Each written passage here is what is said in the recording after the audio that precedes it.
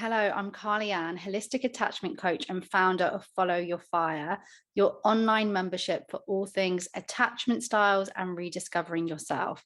I'm over here helping people to interrupt and reshape their attachment style so that you can go from insecure to secure and experience more meaningful, more intimate, and deeper, long-lasting connections. That's an important part for this. Today, I'm talking to you about love bombing. What do we mean by love bombing in the dating world, as well as some hot tips as well to help you to prevent it as much as possible. Hold out for that, I would explain, but to really just help yourself if you find yourself in this situation as well. If you're out there dating, there's the potential that you're going to come across this. So how do you move through that? And that's what I want to really help you with today. So firstly, what is love bombing? It's a really common term that is used a lot in the dating world today. I think we just use it quite easily. I think we just automatically assume a compliment can be someone love bombing. There's the fear around it, like rightly so. I totally get that.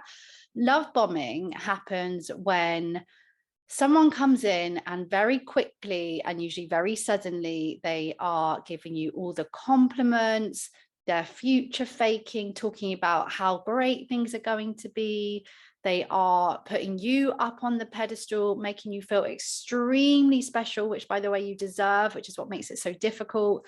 All of the attention, they are molding themselves to be everything that you said that you want and that you need. It goes from gifts to compliments to whatever it is to really make you feel like this is the most incredible, most amazing experience. It feels like it's come out of nowhere and that it's finally happening. It's intense, it's intense. And it might even be like the movies, like the fairy tales, and it might be like your dreams. It might be what you have been dreaming up, what you have wanted. It might be what you imagine and think other relationships are, especially those ones that you look at and think like they're so perfect together. Now, when it's love bombing, this person usually can't keep this going. They can't, it's not who they are. So they can't live up to this. The purpose of love bombing, unconsciously usually, is to have that ego boost. It is to feel loved, to feel wanted, to see that they can make you want them. And like I say, it might well be unconscious. I'm not saying it's never conscious, but a lot of the time it is coming from an insecurity. Now, don't let that make you think, okay, well, maybe I can fix them and that this can work after all.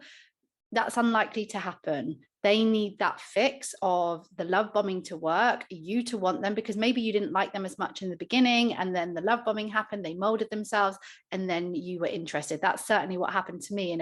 The biggest love bombing experience that I have from, it's actually quite a while ago, but definitely absolutely molded themselves to be the person that I had described that I would be into, or was it like that, or was it just anything that I liked? They would show up and like the same things and remember the things that I had said and give me the gifts around this, like all of those kind of things.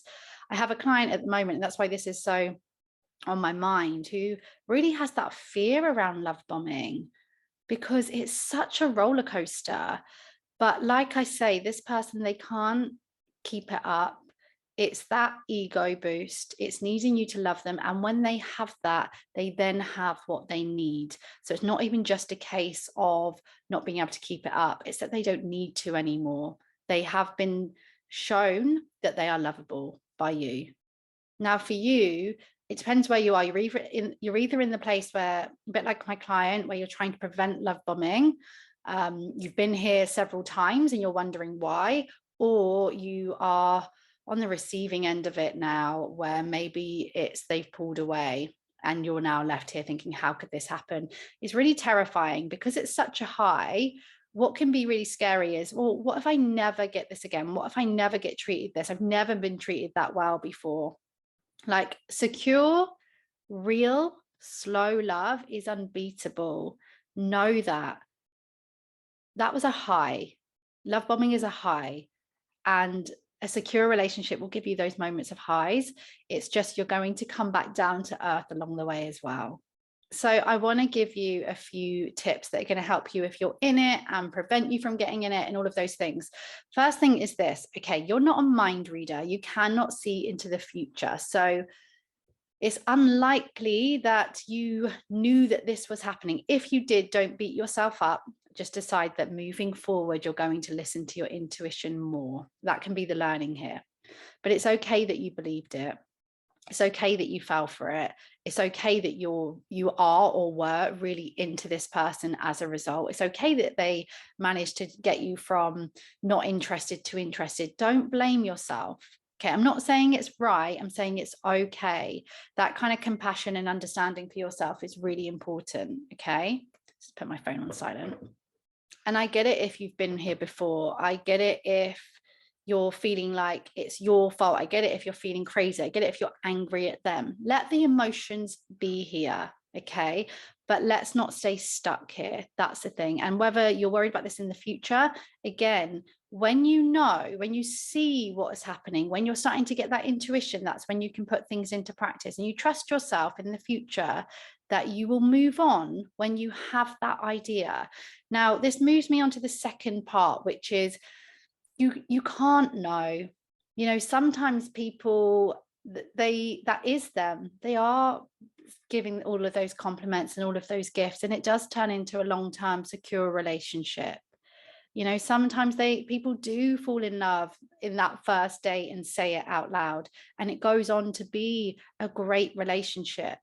So it's not like you want to just dismiss everything, but you're just going to keep your eyes open. You're going to keep an eye on your nervous system and make sure that you're not going too high all the time, and that you are keeping that balance, and that you're able to recognize if that's all coming in at once from someone else and they are giving you a lot at once, that you're just able to keep yourself regulated, to keep a level of awareness for yourself, to not become obsessed, to not necessarily believe it all. Trust takes time. It's going to take time.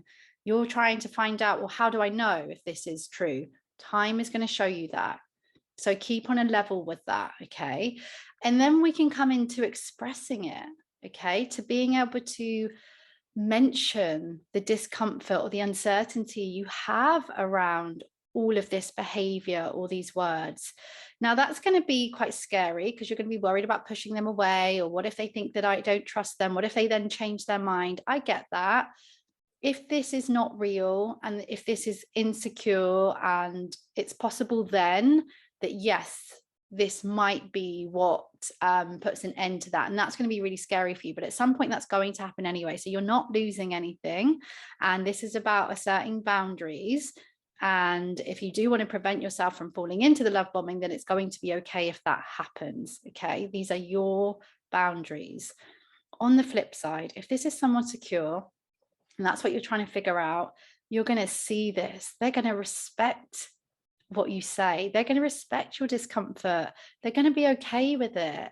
They're going to be there with you, because the way that you approach it is going to be important as well. You know, you're not just going to go in saying, no, this cannot happen. I do not believe you. The way that you communicate this discomfort is going to make a big difference. And if you need help with that, come inside the membership, figure out working with me one-to-one. That's really going to help. But I definitely want you to feel like you're allowed to express your discomfort. It doesn't have to be a big drama. It doesn't have to be blown out of control. And the best thing about expressing things that you're uncomfortable with is, one, because if there's insecurity for you, it can be really hard to express yourself. One, you get the practice to do that. And two is you're going to see who is in front of you.